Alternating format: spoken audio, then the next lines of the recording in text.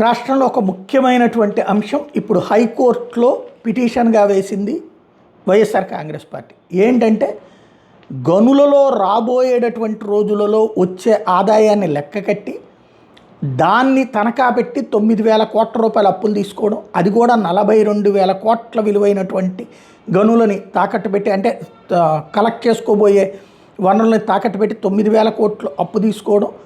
దానికోసమని చెప్పి అవసరమైతే డైరెక్ట్గా ఖజానా నుంచి డబ్బులు తీసుకోవడానికి అనుమతిస్తూ ఇచ్చినటువంటి ఉత్తర్వుల మీదన ఇప్పుడు హైకోర్టులో పిటిషన్ వేసింది. ప్రైవేటు వ్యక్తులకు నేరుగా ట్రెజరీ నుంచి డబ్బులు తీసుకునేలా అనుమతి ఎట్లా ఇస్తారని ప్రశ్నించింది. గనుల్ని తాకట్టు పెట్టుకుని అప్పు ఇచ్చిన వాళ్ళు నేరుగా వాటిని అమ్ముకోవచ్చు, ప్రభుత్వ అనుమతి అవసరం లేదన్నటువంటి నిబంధన ఎలా అని ప్రశ్నించింది. రిజర్వ్ బ్యాంక్ నిధులను ప్రైవేటు వ్యక్తులు నేరుగా ఎలా తీసుకుంటారని అందులో వ్యాజ్యంలో సవాల్ చేసింది. దీన్ని రాష్ట్ర ప్రభుత్వం దీనికి ఎట్లా అనుమతిస్తుంది, ప్రభుత్వ చర్య రాజ్యాంగ విరుద్ధం, బాండ్ల జారీతో సహా ప్రభుత్వ ఉత్తర్వులను రద్దు చేయండి అంటూ కోర్టును అప్రోచ్ అయింది.